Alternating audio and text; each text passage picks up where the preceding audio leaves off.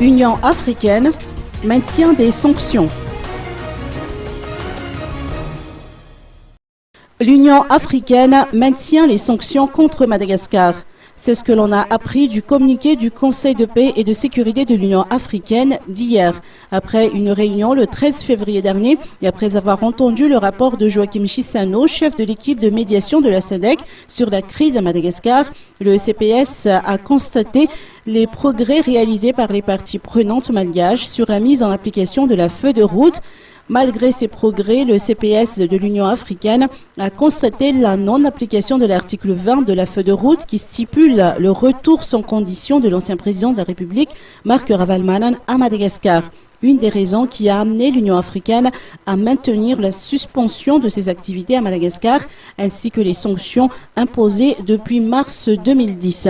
Le CPS de l'Union africaine a de ce fait demandé au président de la Commission de l'Union africaine de présenter un rapport sur l'évolution de la situation à Madagascar, notamment sur la mise en œuvre de la feuille de route avant avril 2013. Un rapport qui permettra au CPS de l'Union africaine de statuer sur la levée de la mesure de suspension de Madagascar aux instances de l'Union africaine. En ce qui concerne les élections à Madagascar, le CPS de l'Union africaine a appelé au respect et à l'application scrupuleuse des décisions de la CENIT. La neutralité des institutions de la transition ainsi que la preuve de retenue et de responsabilité des acteurs politiques malgaches ont été exigées par le CPS pour activer le retour de Madagascar à l'ordre constitutionnel.